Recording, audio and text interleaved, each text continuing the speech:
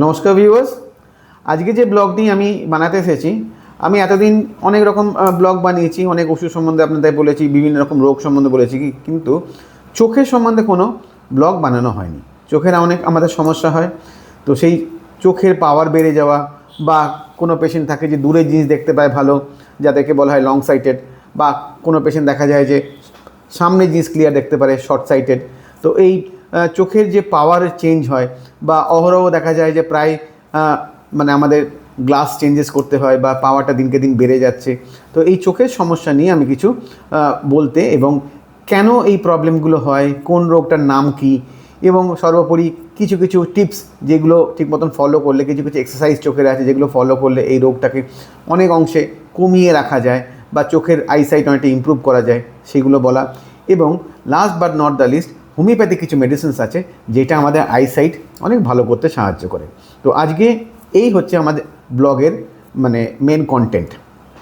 তো এবার তাহলে শুরু করা যাক। ফার্স্টে আসি, যে রোগটা নিয়ে বলবো সেটা হচ্ছে মায়োপিয়া। মায়োপিয়া মায়োপিয়া মানে কি? মায়োপিয়া মানে হচ্ছে শর্ট সাইটেড বা নিয়ার সাইটেড।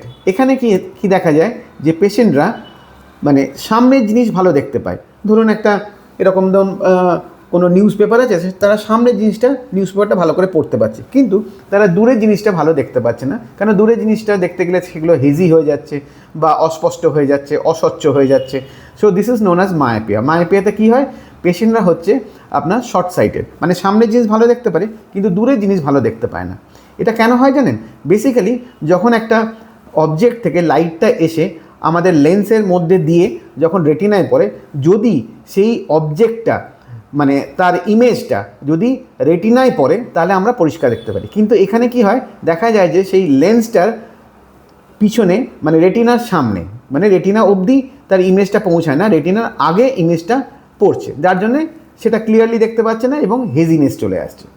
তাহলে এই মায়োপিয়া কেন হয় বা কজেস অফ মায়োপিয়া কি? কজেস অফ মায়োপিয়া হচ্ছে excessive curvature of the cornea. আমাদের যে চোখের প্রোটেক্টিভ লেয়ার কর্নিয়া থাকে, সেটা যদি এক্সেসিভ কার্ভেচার হয়ে যায় তাহলে আমাদের ফোকাল লেন্থটা কমে যায়, যার ফলে কী হয়, রেটিনার সামনে এসে ইমেজটা পড়ছে। এটা একটা কারণ। আবার অনেক সময় দেখা যায় যে ধরুন জেনেটিক কোনো কারণ, মানে বাচ্চার এমনিতেই মানে ফ্যামিলিগত কারণে সবারই দেখা যায় যে সেই ফ্যামিলি সবারই ওই মায়োপিয়া, মানে সবাই হচ্ছে শর্ট সাইটেড, দূরে জিনিস ভালো দেখতে পায় না। এবার আসি, মায়োপিয়া হলে তার সাইন সিমটমস কী থাকে। প্রথমেই বললাম যে মায়োপিয়া হলে পেশেন্টরা সামনের জিনিস ভালো দেখতে পারে কিন্তু দূরের জিনিস ভালো দেখতে পারে না। তার ফলস্বরূপ কী হয়, তাদের একটা হেভিনেস অফ দি হেড হয় বা মাথা ধরে থাকে বা মাথা যন্ত্রণা হয় এবং তাদের চোখ লাল হয় বা চোখ থেকে অনেক সময় জল কাটে। তো these are the science and symptoms of myopia.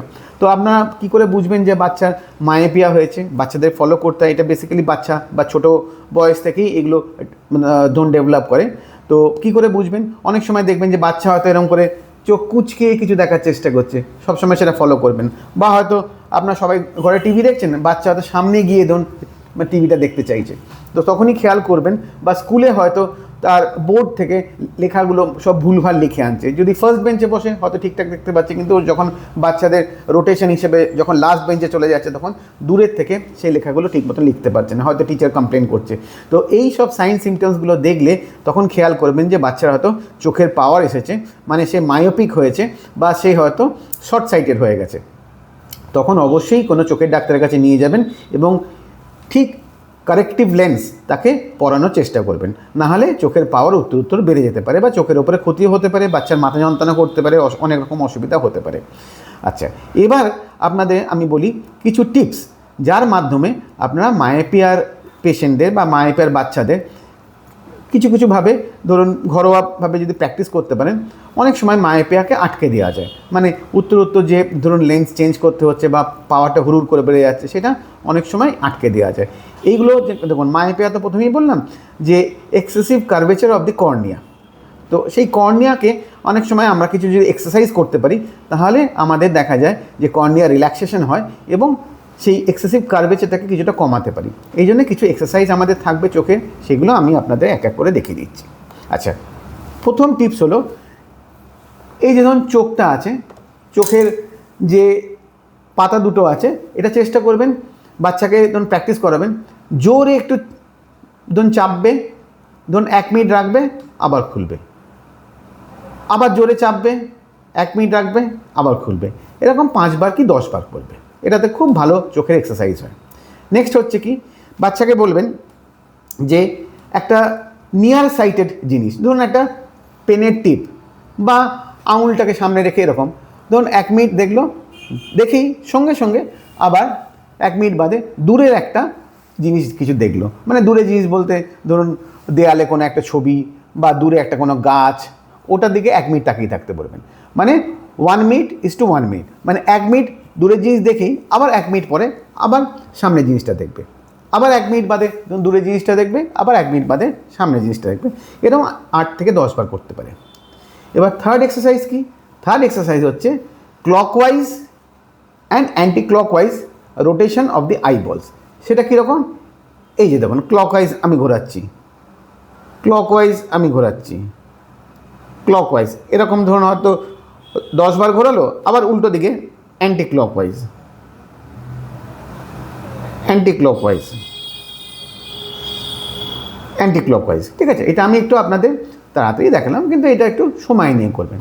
তাহলে প্রথমটা কীরকম, চোখটাকে চেপে রাখা 1 মিনিট রেখে আবার ছেড়ে দেওয়া, আবার চেপে রাখা, আবার 1 মিনিট রেখে আবার ছেড়ে দেওয়া। সেকেন্ড এক্সারসাইজ কি, সামনে জিনিস দেখছে 1 মিনিট ধরে দেখবে, দেখেই সঙ্গে সঙ্গে চেঞ্জ করে আবার একটা দূরের জিনিস ডিস্টেন্ট অবজেক্ট 1 মিনিট ধরে দেখবে। এতে মাসেলসের আই মাসেলসগুলো খুব ভালোভাবে এক্সারসাইজ হয়। আর লাস্টলি কী হয়, clockwise and anti clockwise rotation of the eyeballs. এই এক্সারসাইজগুলো করলে অনেকভাবে আমাদের দৃষ্টিশক্তি উন্নতি পাওয়া যায়। এবার আমি আসি last but not the least, যেটা বললাম আমাদের হোমিওপ্যাথিতে খুব ভালো ভালো কিছু ওষুধ আছে, যেটা আমাদের এই যে আই মানে শর্ট সাইটেডনেস বা লং সাইটেডনেস, আমি এখানে তো আপনাদের শর্ট সাইটেডনেস নিয়ে যেরকম বলছিলাম, মানে চোখে কারেক্টিভ লেন্স পড়তে হচ্ছে বা লেন্সের মানে উত্তরোত্তর পাওয়ার বৃদ্ধি হয়ে যাচ্ছে, সেটাকে কী করে আটকানো যায়, বা কিছু কিছু ওষুধ আছে যেটা আমরা ইউজ করলে, আমি আমার প্র্যাকটিক্যালি চেম্বারে অনেক পেশেন্টকে দেখেছি যে আমি ঠিক মতন ওষুধ যখন তাদের 6 মাস 8 মাস ঠিক মতন খাইয়েছি, তাদের অনেকেই কিন্তু অনেক বাচ্চাদেরই ভবিষ্যতে লেন্স পড়তে হয়নি। এটা যে সবার সঙ্গে সব সময় হবে সেটা না, কিন্তু আমি অনেক ক্ষেত্রে কাজ পেয়েছি। সুতরাং আমি যে ওষুধগুলোতে ভালো কাজ পেয়েছি সেগুলো নিয়ে এখন আপনার সঙ্গে আমি ডিসকাস করব। আচ্ছা, ফার্স্ট ভালো হোমিওপ্যাথিক ওষুধ হলো ফাইসোস্টিগমা, ফাইসোস্টিগমা 30।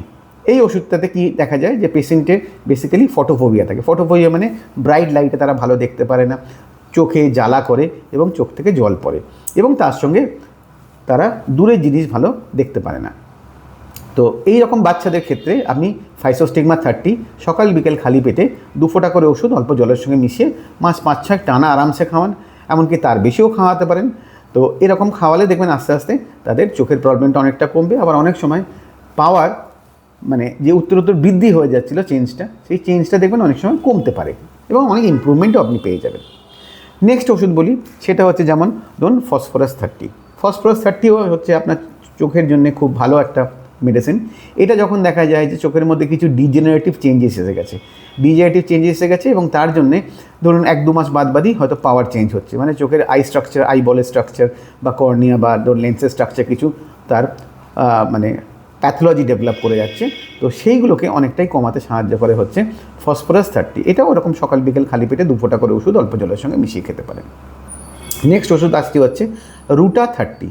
রুটা 30 হচ্ছে খুব ভালো ওষুধ, যেটা ধরুন ওই মানে স্টুডেন্টদের জন্য যারা কম্পিউটার নিয়ে খুব কাজ করে বা যারা খুব ফোন ঘাঁটাঘাঁটি করছে বা যারা ধরুন অফিস ওয়ার্কার্স যারা সারাদিন ল্যাপটপ নিয়ে কাজ করছে, যাদের চোখে খুব আই বলছে বা চোখে খুব স্ট্রেন অ্যান্ড স্প্রেন মানে চোখে খুব ব্যথা হচ্ছে বা চোখ থেকে জল কাটছে, সেই সব পেশেন্টদের জন্য রুটা 30 খুব ভালো ওষুধ, এবং তার সঙ্গে তাদের চোখের পাওয়ার বেড়ে যাচ্ছে। সেই জন্য আপনি রুটা 30 সকাল বিকেল খালি পেটে আপনি 2 ফোঁটা করে ওষুধ জিভে দিয়ে বা জলের সঙ্গে মিশিয়ে খেতে পারেন। রুটা 30ও খুব ভালো ওষুধ। নেক্সট ওষুধ আমি বলি, সেটা হচ্ছে ভায়োলিয়া ওডোরাটা। ভায়োলিয়া ওডোরাটা 30 এটাও একটি ওষুধ যেটা আমাদের ক্ষেত্রে দেখা যায় যে চোখের সিমটমস কি, চোখের আইলিডস, এই যে চোখের পাতাগুলোতে খুব ভারী ভাব থাকে এবং চোখের মধ্যে ব্যথা, এবং এই যে মাথার মাঝখানটা অসিপিটাল রিজন, এই অসিপিটাল রিজনে খুব ভার হয়ে থাকে। এরকম যদি সিমটমস থাকে, তার সঙ্গে যদি দেখা যায় যে পেশেন্ট ধরুন শর্ট সাইটেড, মানে ধরুন সামনে জিনিস দেখতে পাচ্ছে, দূরে জিনিস ভালো দেখতে পাচ্ছে না, সেখানে ভায়োলিয়া ওডোরাটা 30 আপনি সকাল বিকেল খালি পেটে 2 ফোঁটা করে ওষুধ জলের সঙ্গে মিশিয়ে টানা খান এবং ইমপ্রুভমেন্ট পাবেন। এবং লাস্টলি একটা ওষুধ বলি, সেটা হচ্ছে ওলিয়াম অ্যানিমালি। ওলিয়াম অ্যানিমালি একটা ওষুধ যেটা বাচ্চাদের ক্ষেত্রে আমি ইউজ করে খুব ভালো ফল পেয়েছি। অনেক বাচ্চারা দেখবেন যাদের চোখে মোটা পাওয়ারে ধরুন লেন্স পড়ছে, চশমা পড়ছে, আর বারবার চোখটাকে এরকম ঠিক ঠিক টিউব লাইটের মতন পিট পিট পিট করছে। এটা হচ্ছে অ্যাবনর্মালি একটা টুইচিং অফ দি মাসেলস। এগুলো কোনো হার্মফুল না, it is an harmless twitching of the muscles, মানে মাসেলসগুলোকে হঠাৎ করে তার মধ্যে একটা স্প্যাজমস চলে আসে।